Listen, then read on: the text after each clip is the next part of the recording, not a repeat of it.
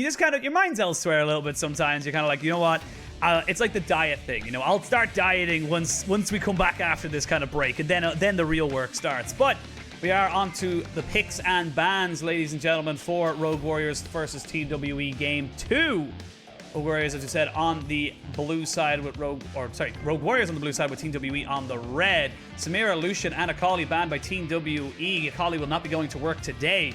Rogue Warriors, they're planning big things for that top side, and they're actually going to go straight for Haro to have that grave, so he's going to be very safe and very fast. Yeah, this is something that Haro has been super comfortable on, and a Rogue Warriors composition that we were talking about that personally I wanted to see them play more for team fighting, and just utilize the fact that they essentially have double AD carries with Haro and Cullen on this roster, and Ziv is a very good frontliner. So this time I think Rogue Warriors is probably going to go for something that is more tried and true, a more standard front-to-back composition on their side. But hey, they can still throw some flair into that mid lane. See what they want to go for. The Olaf that was banned in Game 1 by Rogue Warriors has been let through. So the Kai'Sa and the Olaf picked up here for Team WE. They say you took away the Samira, we're going to take on the Kai'Sa.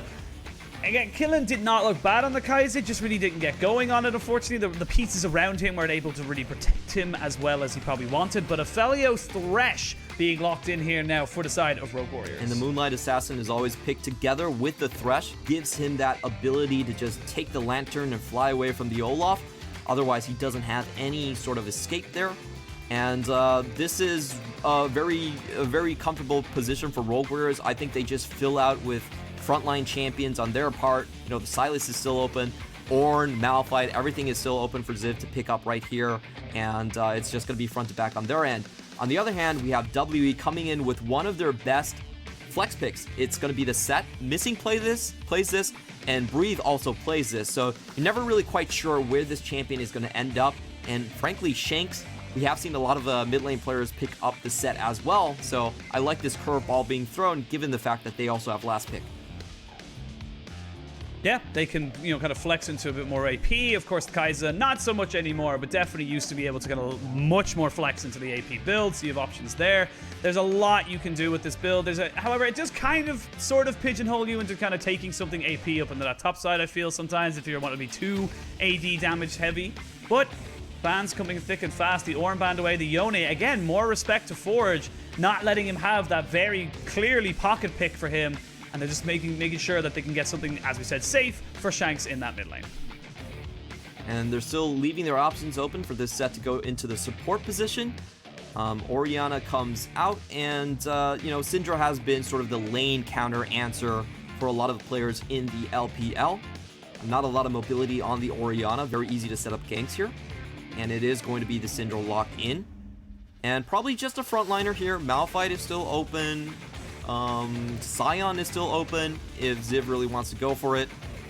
And it is going to be the Gragas. Oh, this one's fairly interesting. Well, hasn't locked it in just yet, so we won't just won't deep dive into it until it's locked. There you go, now deep dive. So Gragas is very flexible in terms of how he can build. If you're ahead, we actually have seen a lot of Night Harvesters, just like Flandre showed us yesterday. But for the most part, he can still go into things like Sunfire Aegis or Frostfire Gauntlet.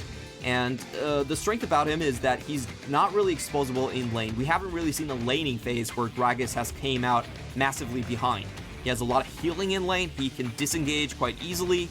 So it's very hard to punish him with a Gragas first pick. And I think that's why, you know, blind pick Gragas is being so popular.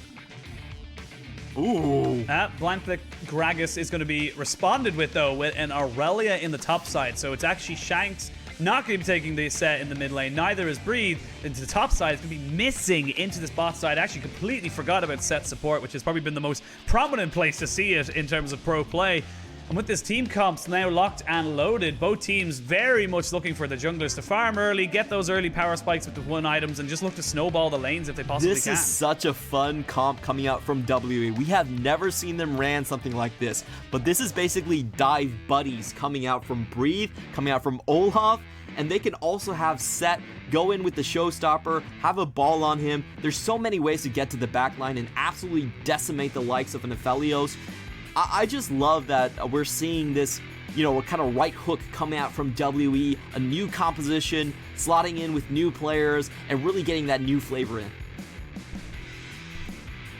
All right, looking at these two comps though, Clement, which one are you feeling? Because they feel like they do relatively similar things of kind of top laners going in, you know, the squishies trying to stay back as far as they can while also doing DPS. It seems like a very similar kind of little chop and change on both sides. I think these comps are actually completely different, and what I want to say is that they're very contrasted. W are the ones that want to go in. If you're looking at this Orianna as kind of a, you know, make space for your AD carry, I think you're looking at it wrong. I think this Orianna is a combo piece. She's gonna put the ball on someone. Okay. They're gonna put it on most likely on the Aurelia. They're gonna put it on the Aurelia. Yeah, or Aurelia, and they're gonna go in and they're gonna delete Cullen. So what Rogue Warriors have to do is they have to play disengage. And you know, saying that, I do like the idea of Gragas being in this composition a little bit better. Probably reading that W could go for something like this, where they're just rushing into your AD carry. You know, Gragas is going to get a lot of value with that explosive cast.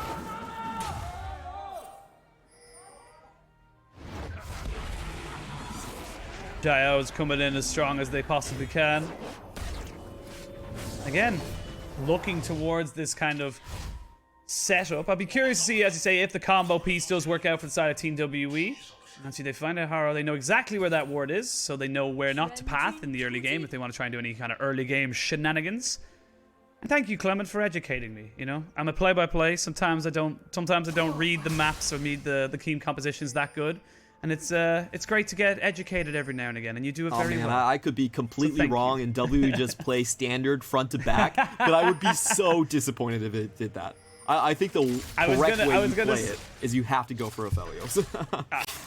I still think it's far more likely that you're correct than I am. So putting it that way is how I kind of feel about it. As you can see, both mid laners kind of putting in, and both kind of sides of the jungle being warded by both teams, so they can see if there's a bit of an invade, a bit of a cheeky pathing or anything like that. So overall, waiting to see what they want to go for. And actually, Flash in from Missing forces out a cleanse. Flash at Ignite down, 2 summoners for 1. Not quite sure how worth that is, but the health trade was definitely in favor of Team WE. And honestly, we've seen so many of these trades right here. The goal is really to get the flash out of Cullen early, so Olaf comes in, he can't flash backwards. You get a very, very easy kill on that. You know, unfortunately for WE this time around, Rogue Warriors played very, very well. They held on to their flashes, and the potential of a level 3 bot lane gank has fizzled out. And we can see there's a little bit of pressure in favor of Team WE after that engage, but with the Hex Flash, of course, you have got Missing. So pretty damn scary to kind of walk into if you're not sure which bush he's in. He still can, you know, kind of bridge the gap, I suppose. Again, just very kind of standard, you know, setup from both teams, trying to get as much vision as they possibly can now onto Haro. They'll know exactly where he is now on top of his blue buff. So good tracking, I feel, from the side of TW as I say that. That's exactly what I called. They can use that Hex Flash, and the hook goes wide, and Chocho takes a huge chunk onto his health bar. And Missing playing this extremely well, and this has been kind of his go-to champions. His champion pool so far has been Alistar, Leona, and Set. All of them hard engaged champions. They constantly burn their flashes quite early into the game just to allow Beishang easy access into the bot lane, and they can kind of snowball it with the 3-man. So we're setting that up already in the bottom side, and it really is about the next rotation, you know.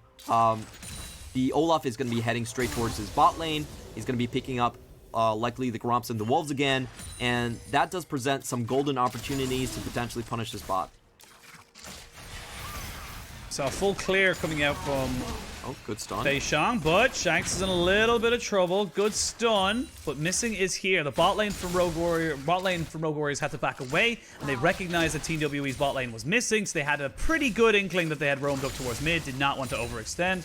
Good idea from the side of Rogue Warriors. I like the concept of it. I also like the fact that they chose to back away, knowing that they probably were going to get collapsed upon. Yeah, the bot lane has been missing for a while right now, and no pun intended, Missing was there indeed. So clean back out right there. Missing was missing. And we are seeing the map being split up across these two teams. I will say this is slightly more favorable for WE, because they are the ones that have the easier gank onto the bottom lane, as compared to going top lane and trying to fight against the wave on this Aurelia. So if this does become a split, I do expect WE to be the more satisfied party here. They're also taking away the camps, and that Drake control early is how they won game 1. And Beishang shows himself in mid lane just to give Shanks a little bit of pressure. Both Forge and Shanks did use their teleports to get back into lane. He's missing, still level 3, roaming around. Has got a pair of brown bags on him as he's going to use the Hex Flash. Nicely done. Missing. Those are some Chad moves.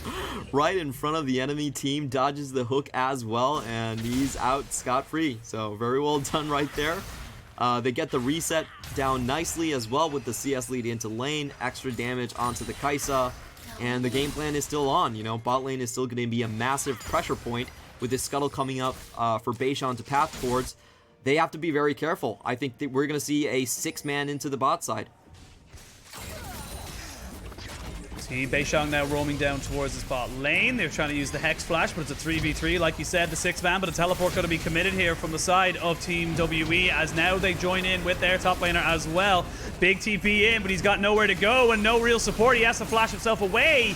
But now Aurelia's in a little bit of trouble. Breathe needs to be very, very careful. He has to heal out. They get a hook landed. It's all over the place. Everyone's just kind of flashing away. Jomung walked a bit too far forward, and he will be first blooded over the side of Rogue Warriors. 2 first bloods in 2 games. Can they make anything else out of it? Very well done by Chocho there. He used all of his abilities on cue, on point, was able to single out targets from W, forced multiple flashes out there, and they come out ahead despite their bot lane being pushed very, very far forward. It was a little bit unfortunate. I felt like Beishang could have actually concealed himself a little better as he went into the river. Was spotted by Graves, but now Shanks. Whew. Oh, great shockwave, though, landing on the 2. I don't know if he's going to be able to turn this one around, but Forge takes a tower shot, and he's forced to flash away as well. Haro is here to make sure there's absolutely no more follow-up, and Beishang is there to protect his mid laner. So overall, a lot more action than there was in game 1 this early, but no one goes down just yet. Just that first blood. Super close call by Shanks, and I have to say, so far from what we've seen of this young mid laner, Orianna has been his best champion, but let's watch this fight happen again. The Flawless Duet does tack 2 targets, but I feel like Breathe actually goes in far too deep right there. He's in the middle of 4 people, and he has to flash just to get out. Nearly falls down. And how did he land that hook? Come on. How does that hitbox work? Wait a minute. Jomo was behind his... Okay, whatever. That was pretty nasty. That one was an unreal hook to land from Chocho. And again, overall, this is kind of the small little moments of brilliance that we talked about from Rogue Warriors. They delayed the TP, which is a little bit, kind of unfortunate, forcing the flash out of Ziv, but it did mean that they were able to kind of catch out Breathe, which also meant that Jomung was forced to step forward, and they were able to catch out him. The small little moments they're able to kind of force the issue, I suppose, or push their agenda forward on top of Team WE. And as I said, Haro snuck himself in, has got the collateral damage. Big wave pushing toward the Rogue Warriors team. Jomung kind of feels like something's up. They feel like they're being a little bit coerced into something, but now with the jungler gone, it's back to a natural 2v2. Yeah, and very good sense coming in from WE's bot lane right here. They dodge out on the death sense, the cooldown is down, walk up, clear the ward, and now they have successfully reset the wave. So well done by them in kind of a hairy situation. I just can't get over that death sentence going over Set's shoulder just to snipe out Jomung. Well done by Chocho. Yeah, honestly, very, very well done. And again, we have a look at, kind of a small little kind of, moments in this game. We can see Beishang and Haro now walking towards each other, but Breathe is here, so he has the support of his top laner. Missing in this bot side, they're going to try to go straight on top of him, and Missing goes straight in on top of Chocho, who's very, very low. They're going to use the killer instinct, but it's a trade of supports with both AD carries picking it up, but the shurikens are flying, and that's going to be the Aphelios 2v1. Gets himself 2 kills, 1 kill only going over to the side of Team WE. Very, very nicely done there by Rogue Warriors. Perfect combo of guns right there, the Severin and the Crescendum, very easy to stack up right there, and he basically unloads on Jomung, who lost his flash in the previous skirmish. Strong win for Rogue Warriors, finally seeing this rookie in Cullen getting some action done, and W are going to try and equalize on the top side. No, Shanks gets the scatter that we got top. Forge being walked in. Great, let's kiss. The shockwave does not land on multiple members, only lands on Haru, who does not mind. He actually misses his intended target, but catches someone off the backside. Forge running for his life, gets a good scatter to the weak, so he's not able to be taken down. The exhausted Breathe is still able to pick up a kill off the backside. Chocho, though, landing another fantastic Thresh hook, but that is an Aurelia with a Vanguard's Edge. You need to be so careful, but that being said, here comes the Aphelios, here comes the explosive cast, and now Rogue Warriors are really starting to ramp up. I just want to say that, oh my god, Forge outplayed the heck out of Beishang right there. There was no way that Sinjo should have been allowed to escape in that scenario, but he does. And right now we're going to see a Herald for the Drake trade. Beishang not missing a beat. He might have been outskilled, I would say, in the mid lane, but he still finds a good consolation prize in that Drake going into it. However, we do have to notice that Cullen is going to start to hurt. That is a 4-0 AD carry at 10 minutes, already with the Kraken completed. Yeah, and you know, I feel like the 200 years meme is very much a meme right now. But when you're 4-0 up, that's not really that big of a meme anymore. That's just you being very, very fed, and you're gonna have to be very careful coming into these fights. A quick look back into how it kind of happened, and it feels like again it was just kind of Rogue Warriors finding an opportunity where WE thought they found theirs. Yeah, Missing had a very good start to the fight, but unfortunately for them, the 3v3 with Chocho coming in was more in favor of Rogue Warriors right here. And we could see Breathe coming in once again, goes straight into a brush and pretty much gives up his life. Cullen has been rotating towards this fight since the beginning of it. He picks up the easy freebie right now, and they're going to be able to push down towers with pretty much disregard to whatever W can throw at them. He's just going to deal that much damage. I don't think Breathe can contest whatsoever. He's going to have to back off even in the 2v1 scenario with his tower. So it's going to be objective lead over to Rogue Warriors, and the snowball is going to continue.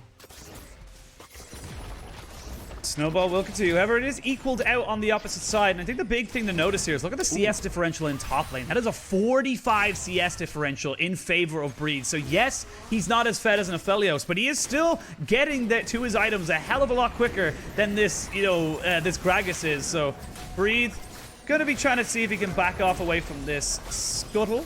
Oh, sorry, Rift Herald. The large Scuttle, the Mama Scuttle as I like to call it. But as I said, that's all happening. Missing tries to use ultimate, great flash over the back end. Collateral damage just misses. And that is going to be Missing, getting out just about with the scrape of his life. Arrow is there. Beishang did clock him with an axe. Shanks is getting hit by more and more CC. Another hook lands. He's going to have to use a shockwave. Does land on the 2, but he goes down anyway. Vanguard's Edge and the teleport used. There is a kill down onto Harrow, so it's an end up being a trade of 1-for-1.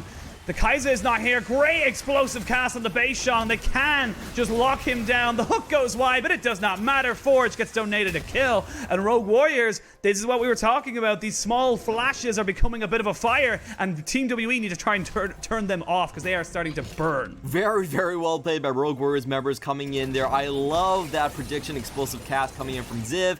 He basically sealed off the entire corridor and made sure they got another exit kill right there. So in the end of the day, we see Cullen picking up 2 more assists, getting the top lane tower, and WE not able to shut him down. That is going to be the primary goal for W in these next couple of minutes. If they can't find an answer to Cullen, if he's allowed to continue on this trajectory, they're not going to win any of these team fights. He's just going to be too damn difficult to deal with. And we know we've seen this in a lot of games where the composition is we need to dive you, and the other time needs to play defensively. If the defensive side gets too far ahead, even if you land on top of the AD carry, it's going to be too hard to shut him down. And that tower, just about goes down with the last minion. But everyone from Rogue Warriors is here. Well, at least the people with CC are, and the decent amount of damage. Gale Force has been finished off for Harrow as well. So Dragon fight in a minute and 15 seconds or a little less will be huge. But let's have a look at this fight, because again, it's Shanks getting caught out with a very, very well placed Scatter the Weak.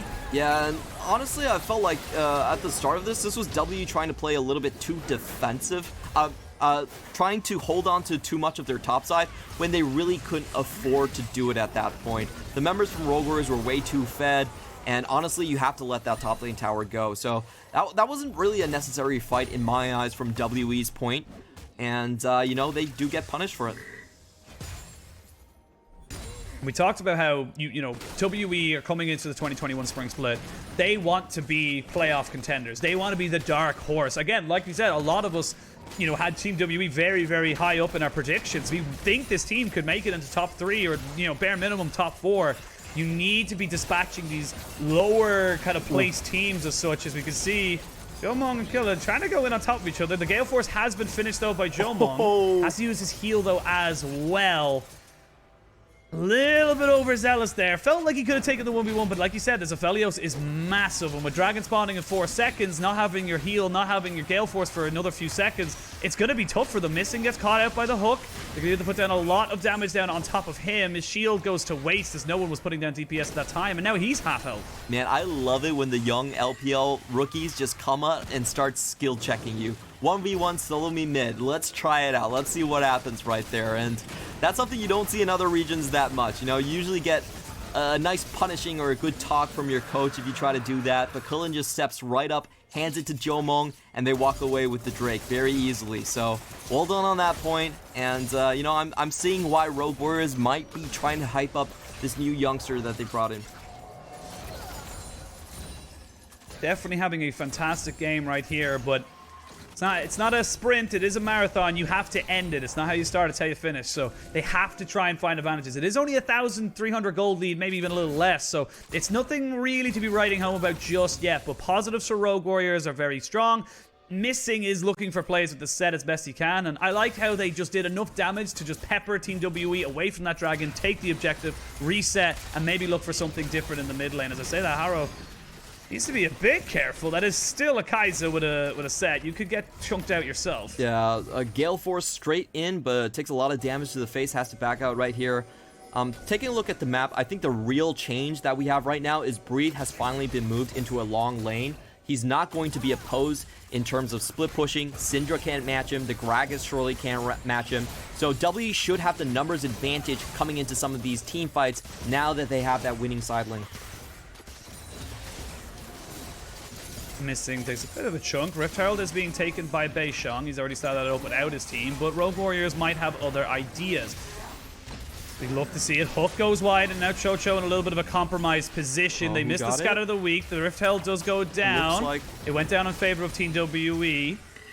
They picked it up, and now everybody backs away. The hook missing, I feel, was key for Rogue Warriors. They couldn't find a solid engage. As I said, Civ, very, very squishy still on this. Gragas still not at the point where he wants to be. Still waiting on his first item completion, funny enough.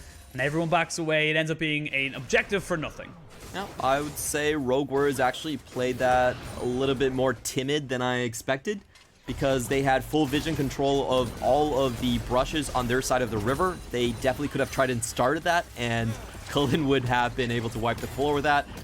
Instead, they go for the tempo move. They let W walk out, and they're going to trade it for some tower damage. I felt like they could have done more. A little bit of tower damage. You can. It definitely felt like they could have. Yeah, I feel like they were definitely acting a little scared. I feel like this Aurelia pick is as cause it is so far ahead of this Gragas right now with a completed item versus literally a bunch of half items. Is it's kind of getting into their heads a little bit. They need to try and just realize that they are at a very, very strong position, and that 2 items on your Aphelios versus, or 2.5 almost on your Aphelios versus the 1.5 on the Kaiser. You're going to do a lot more DPS if you just play the fights correctly, and I feel like they're kind of overthinking those engages a little bit too much. Yeah, that was a fight I definitely would have taken, especially if you have red wards on your side of the river. You have the trinkets all down line over there. Your AD carry could just pop in and out of vision. It's going to be very hard.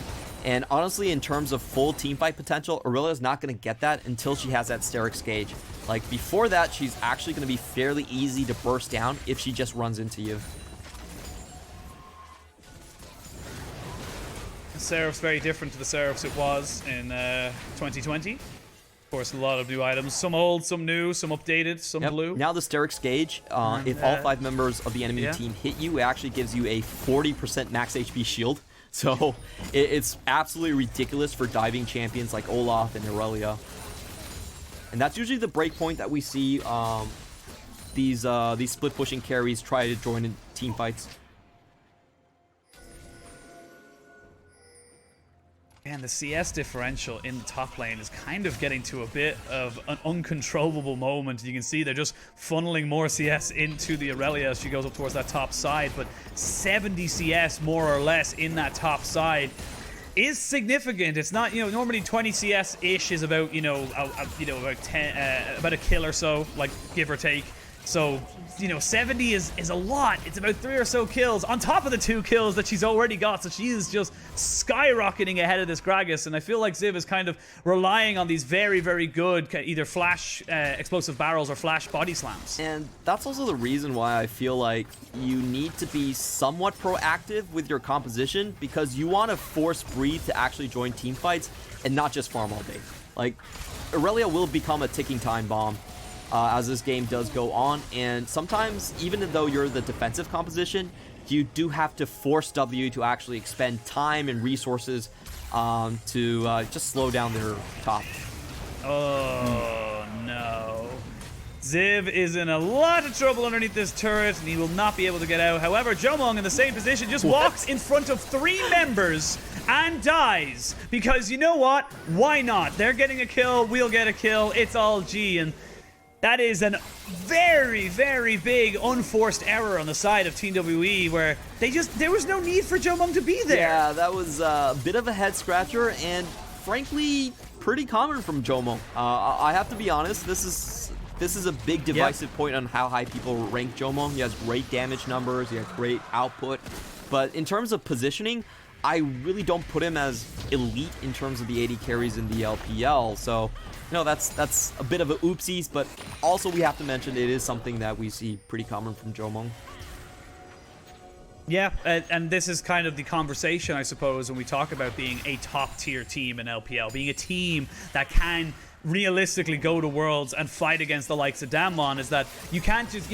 Team WE have got 3 very, very solid players in their top, their jungle, and their support. Mid lane's still very much an unknown. We're still waiting to see how Shanks actually develops. So, again, still a very young player. But Jomong, like you said, just moments like that just stop us from really putting Team WE alongside the likes of, JDG and top eSports. Our observers are never going to forgive you. They're going to layer on the hurt. They're going to sprinkle the salt all over the wound.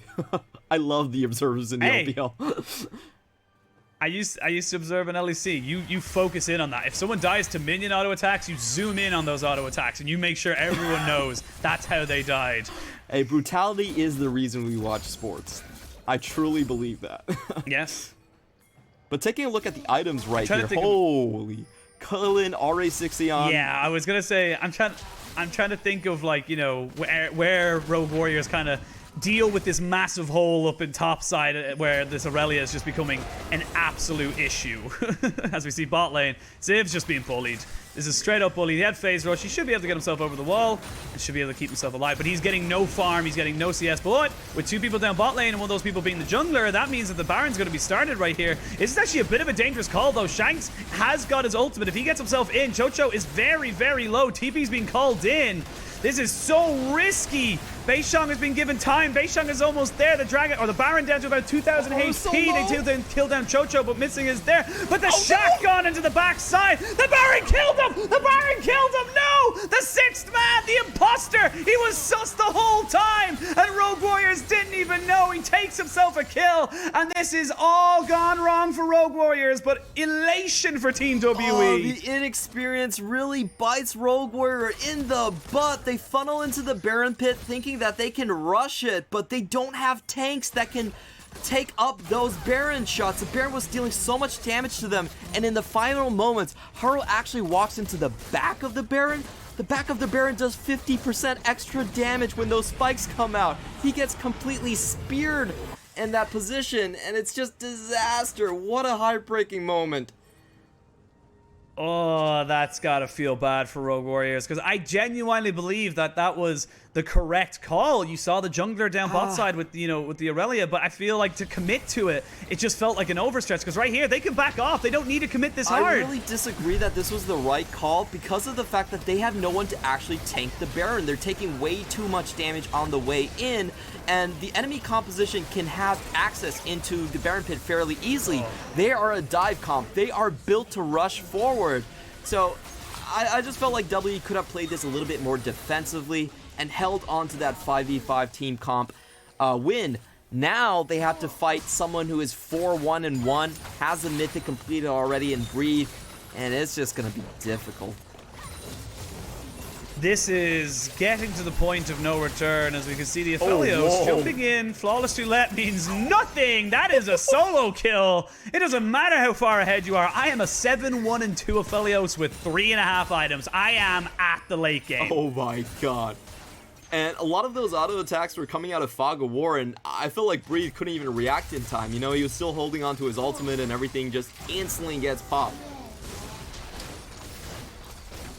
And this is the win condition. Like that, you know, Ziv unfortunately is the CC bot at this stage. He doesn't need to get any kind of minions at this stage. Well, he does obviously need them, but they don't care if he does or not, because the Aphelios is where you're going to win this game. You need to protect Killen as much as you physically possibly can, and just keep him as relevant and as high DPS as possible. As Joe Monk does get jumped on. Nice little sidestep there as he keeps himself alive from the scatter of the weak. That lands, but as I say that, Missing goes in. Missing trying to get as much as he possibly can. The box goes down. Shockwave onto 3. And Breathe and Joe Monk trying to see if they get it. Sorry, Beishong and Joe Monk trying to get in. But Beishong is just able to get so much damage. He is untouched as this Olaf. Unperturbed as well as he goes into the Ragnarok. They pick themselves up several kills as Breathe wasn't even there. That was a 4v5 and they get 4 kills. Oh, it was all a bait coming in from Joe Monk. You thought you could catch me multiple times. Forge actually overextends to try to get that kill, and that's the go button for WE. They know the summoners are down, they rush in, and what a beautiful placement of the ball coming in from Shanks, getting that triple and landing the easy cleanup for the rest of the team. It was a slow start, ladies and gentlemen. Slow, couple of games. Yesterday's first game was fun. The EDG OMG was one. But the Baron throws, the unreal, unnecessary outplays that you have to perform because you put yourself in a bad position. That is why we love LPL. This is just such a strange moment where you flash in trying to get the pick, and then great move from Missing. Just realized he's in a perfect position for a flank. Yep, he goes in, forces out the flash, and watch the ball placement. No one is watching Shanks. Nobody knows that's there. Jomo flies right in with the collector to get some extra money, and they finish off the rest of Rogue Warriors just like that. It was really well done, and I think WE is just beating Rogue Warriors a lot of times out of having a better being more cognizant of their win conditions. They know that, hey, if you overextend, they're instantly going to punish. They're much quicker on their feet when it comes to these teamfight plays and teamfight calls. Yeah, it feels like, on a fundamental level, Team WE just understand their champions and understand their team composition just that bit better than Rogue Warrior understands theirs. So, and vice versa as well. Like, they understand where Rogue Warriors can get them and where they can capitalize on. So those mistakes, like you said, very hard punished, and it just feels like Team WE are kind of, like you said, just able to get higher or bigger advantages from those small little mistakes rather than Rogue Warriors, which picked up a couple of small quick kills but didn't really gain anything from it. They didn't gain a huge dragon lead, they didn't gain a massive gold lead, and then it was one bad call at the Baron that all of a sudden this game is now 7,000 gold away from them. Rogue Warriors did not get to play front-to-back teamfight whatsoever. I think that's the most critical point right now. If they can set up from Cullen, he has more than enough damage to mow down all of the WE members, but W are just finding opportunities and not allowing Rogue Warriors to have the proper setup. Rogue Warriors were ahead, but now they're down 7k, and I'm really going to be so upset if they can't pull off just one 5v5, because honestly, even given this state, it's still fairly possible that Rogue Warriors can come back in just one teamfight. It definitely can be done. You look at the Aphelios, just look at his items, like he has got his 4 items now. He is a monster. If he's able to get the right gun set up, if he's able to get the right team fight where he is protected, he will shred through health bars. There's not really a quote-unquote true tank on the side of Team WE. Yes, you could say that the Olaf, but within Ragnarok, he loses resistances. The set's not going to have the items to really tank up that much for that long. The Aurelia is a bruiser at bruiser fighter, so there is opportunity. But if we're going based off of execution, Rogue Warriors haven't exactly been the greatest at execution in the last few team fights either. So they're going to need, honestly, a couple of Team WE mistakes to really make this one stick. Yep. What they need to do is they really need to be on the objective first. Their team comp isn't really going to face check very well. I think Ziv at this point, he just isn't tanky enough. So they can't be walking through brushes against the W comp anymore. They likely have to just group mid, take a risky gambit, push this wave out, and try to be on those objectives a little bit earlier than W. W, however, not going to give them that chance. They're just going to start it. Missing is still on the flank here, so this could be a good pincer movement, but Missing could be turned on as well. This is a bit of a risky biscuit for both teams. Baron down to about just below 3,000 HP. They go in, they're not going to be able to get the steal. Missing jumps in with the ultimate to try and get the Spark started off, but the Vanguard's Edge and the Aphelios, the win condition, the president of this composition is dead. He is down, and the Secret Service needs to run away. They cannot defend themselves anymore. It's a triple for Breeze on the Aurelia, and this game is all but over. Absolute nuisance that Missing was in that team fight. He gets the crowd control down onto Cullen. Cullen doesn't even have any chance to use his summoners. Jomung flies right in. Breathe is right next to his side, and they instantly kill the Aphelio. So very well done. Great execution on the side of WE. They are showing so many different comps at such a high level of execution and understanding today. It's absolutely mind-boggling. First game, it was the tried and true teamfight composition.